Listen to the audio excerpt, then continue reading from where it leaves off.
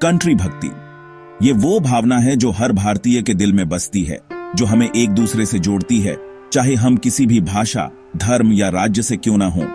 वो pure emotion जो हम सबको एक साथ बांधती है, यही वो ताकत है जो हमें दुनिया के सबसे बड़े लोकतंत्र के रूप में खड़ा करती है।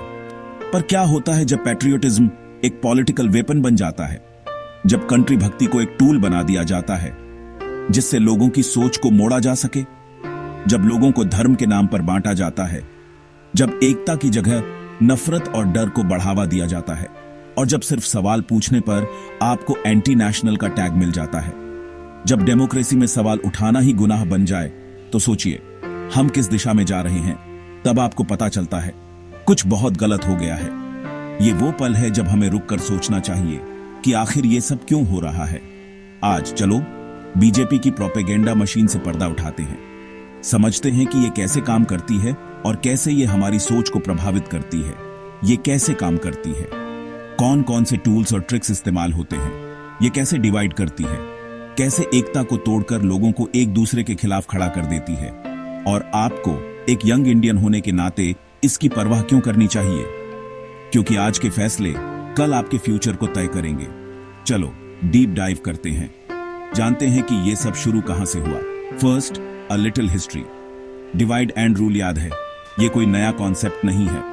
ब्रिटिशर्स ने इसे इंडिया को कंट्रोल करने के लिए यूज किया था, कम्युनिटीज के बीच दरार डाली थी। इसी स्ट्रैटेजी ने देश को बांट दिया था। आज बीजेपी कुछ बहुत सिमिलर कर रही है, एक्सेप्ट अब ये व्हाट्सएप और मिनिस्ट्री मीडिया से टर्बोचार्ज्ड है। टेक्नोलॉजी ने इस डिवाइड एंड रूल को और भी पावरफुल बना दिया है। प्रोपेगेंडा सिर्फ झूठ बोलने के बारे में नहीं है, ये एक साइकोलॉजिकल गेम है। ये आपके माइंड में एक नैरेटिव को हैमर करने के बारे में है बार बार, ताकि आप खुद सोचने की बजाय वही माने जो बार बार सुनाया जा रहा है। एक दुश्मन बनाओ, डर फैलाओ, लोगों को असुरक्षित महसूस कराओ, फिर एक सेवियर के साथ एंट्री करो, सिर्फ मैं ही नेशन को बचा सकता हूं। यह है फॉर्मूला। ये फार्मूला बार बार रिपीट होता है, हर चुनाव में, हर बड़े मुद्दे पर। ये एग्जैक्टली कैसे होता है, कौन कौन से स्टेप्स हैं? चलो बीजेपी के ब्लूप्रिंट को step by step break down करते हैं। ध्यान से सुनो, क्योंकि ये पैटर्न हर जगह दिखेगा। Step 1, enemy creation. सबसे पहले एक नया दुश्मन ढूंढो या बना दो। हर कुछ महीनों में एक नया नेशनल एनिमी होता है। कभी मुस्लिम्स होते हैं, कभी कोई और माइनॉरिटी, कभी जेन्यू स्टूडेंट्स होते हैं, कभी स्टूडेंट्स को ही कंट्री द्रोही बना दिया जाता है, कभी टुकड़े टुकड़े गैंग या बॉलीवुड जैसे रैंडम टर्म्स होते हैं।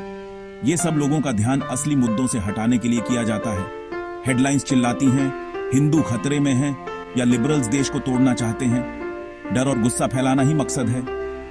रिजल्ट, लोग सोचना बंद कर देते हैं, वो बस एक कॉमन एनिमी के खिलाफ यूनाइट हो जाते हैं और असली सवाल पीछे छूट जाते हैं। Step 2, weaponising the media. Media को हथियार बना दो ताकि हर खबर आपके एजेंडा के हिसाब से चले।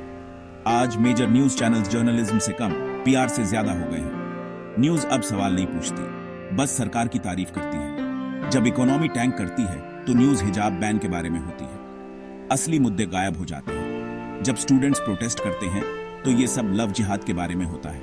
मुद्दा बदल जाता है। पेट्रोल 100 रुपये होता है, सडनली सब लाउड स्पीकर्स पर डिबेट कर रहे होते हैं। मीडिया का फोकस बदल जाता है। मीडिया का काम डिस्ट्रैक्ट, डिवाइड और डिफेंड। असली सवालों से ध्यान हटाना ही इनका असली एजेंडा है। Step 3, WhatsApp university. Fake news और अफवाहों का अड्डा।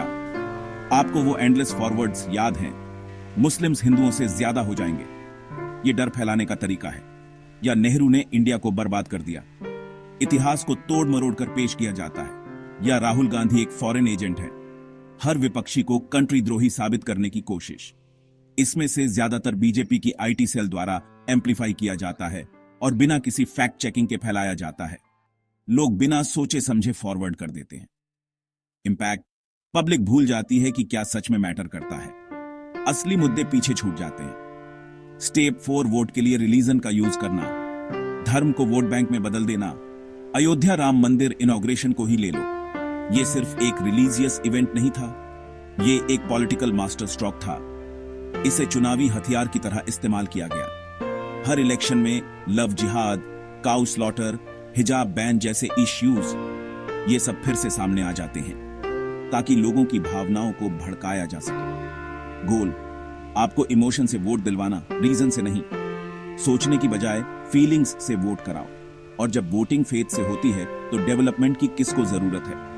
असली प्रोग्रेस पीछे छूट जाती है। स्टेप 5, नेशनलिज्म या पार्टी लॉयल्टी।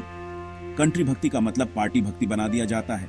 बीजेपी की क्रिटिसाइज करो और आपको सडनली एक ट्रेटर लेबल कर दिया जाता है। सवाल उठाना गुनाह बन जाता है। सवाल पूछो और आप एंटी नेशनल हो। डेमोक्रेसी की आत्मा को ही खतरा। पर यह ट्रू पैट्रियोटिज्म नहीं है, यह पार्टी वर्शिप है। देश से बड़ा कोई पार्टी नहीं हो।